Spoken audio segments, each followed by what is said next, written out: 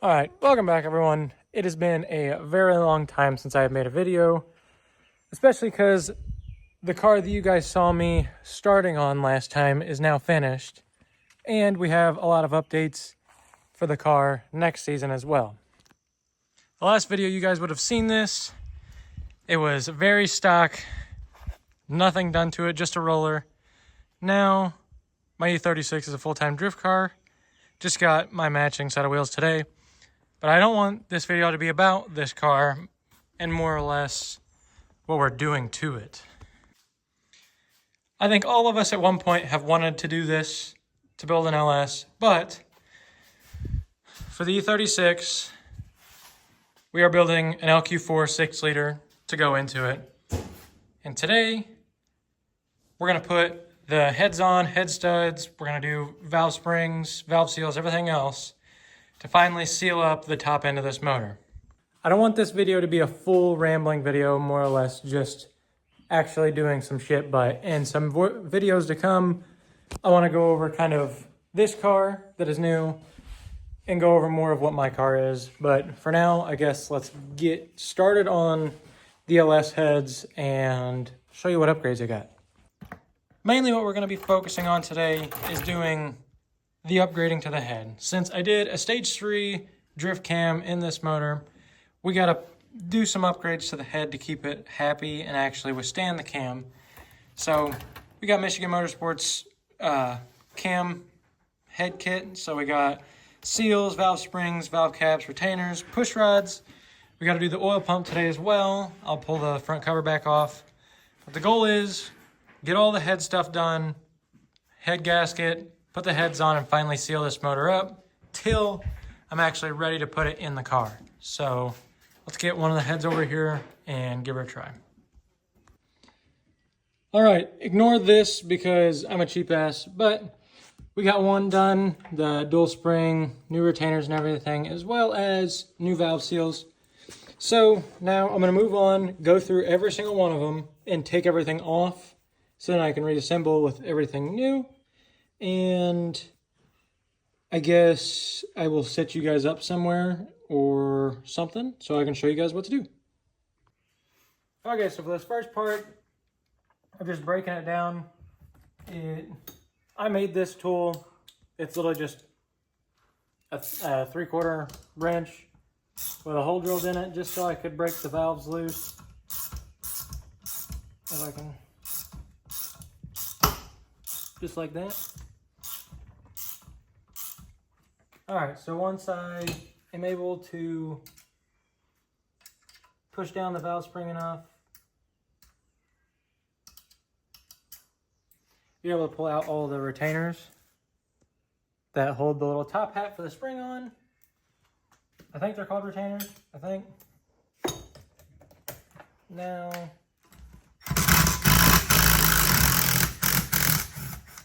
probably not supposed to do it like that, but it is what it is, you know. Now you can take off, you got your little top hat for your spring, and your spring, as you can tell, she's definitely a little skinnier than the dual springs that we got. So now you can go ahead and pull out the valve seal, which you can just take any sort of pliers or anything and grab onto it and lift up. And there's that old nasty ass valve seal. And we're gonna replace everything because we're already here. So now, if you scooch on over here, we can take a look down on the inside of the motor. So you got your valves, and you can see where that old seal is sitting. Just got some old oil below it. I'm gonna take a little bit of assembly lube, put it on the inside of the seal just so it's got something for the first start. I don't really know if it's necessary because this is my first time. And then I just take a socket that barely fits around the snout of the valve seal and then hammer it down on like that. Fresh seal is installed now. Now for the fun part of putting these beefy ass springs in, because they are very, very stiff. And my valve spring tool does not like it.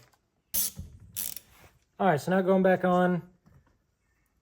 With my homemade tool, it's kind of hard to line up at first since this spring is just barely longer, I think. It just takes a minute. But after I can get it lined out, which there is tools you can buy for this shit, I'm just cheap and impatient, so.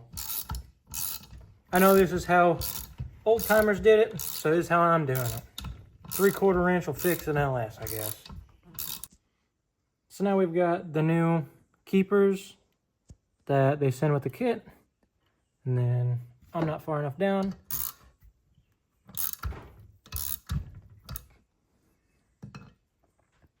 As you can see, that one's set in flush. And then you spin it around to the other side, or you try to at least. All right, an hour later, we got an actual spring tool because, as you saw, don't be a cheap ass.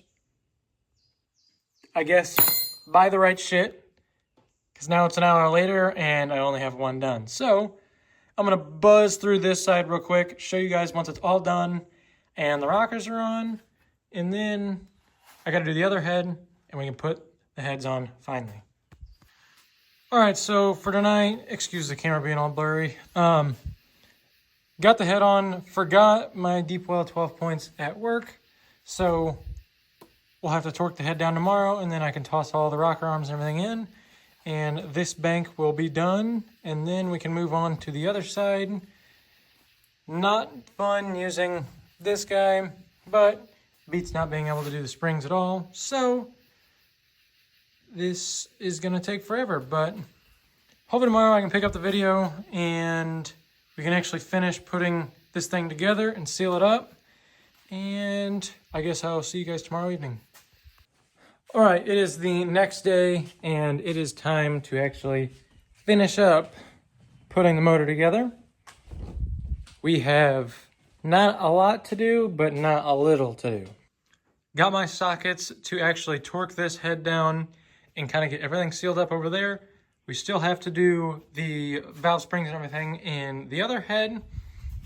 It's sitting over here, so I'll have to do them, and then put this side on and actually have this motor looking like an LS rather than just a big piece of metal. I'm gonna go ahead, get the whole other head valve spring deal done, and then whenever I'm getting to the torquing stage, I will pick the camera back up so I can film me doing that, and we'll see where we go from there. All right, it has been a hot minute since I have filmed. Both heads are on. I kind of scumbagged you guys, forgot to film torquing all the heads down, but it's done. Now, the fun part, we get to put all the push rods in, all of my rockers and everything, and then valve cover, and we can seal this motor up for now till I get the front accessories and everything else. So let's get to putting these push rods in. All right, so here's what the push rods look like after you get them out of the box. As you can see, they're 7/4 length. They are hollow, so I am going, not hollow, but there is the oiling hole throughout the center. I am gonna make sure to put some sort of oil or something on those just because they are gonna be sitting in the motor for a hot minute before it goes in the car. But I just mainly wanna make sure everything goes in, is at least lubricated for now, and then right before the motor gets its first start, we'll make sure this thing builds some good oil pressure. I'm gonna go ahead and oil all these guys up, slip them down in here, and we'll move on. All right, so for the rocker arms now, whenever I did the tuning upgrade, I got new bolts for it. They will be torqued to, I think it's 22 foot-pounds for each of the rocker bolts. Now, pretty much all I'm gonna do is go around to each valve spring and just give it a little bit of assembly lube for the first start, and then I'm going to do the same thing on the tops of the push rods. We finally got the full motor together. Everything's torqued up. I'm gonna go through with a paint marker, mark every rocker bolt, every head stud, everything around the motor just right here to make sure that I always kind of know if shit has gotten loose or not. But now it is time for me to spin the motor over, see if everything works or everything looks like it's moving. If it does, then I guess it is time to go through, mark all the bolts and valve covers on. I think that's about it for now. I could probably do my oil pump, but I think that is probably it. All right, I went through, marked every rocker bolt, already closed this side up, marked every head stud. I'm gonna go back and mark this side just because it's not as bright. Went through, did all of that. Now I can seal the motor up, put some of the steam port block offs on, and I think we're gonna be done for tonight just because it's hotter than hell outside.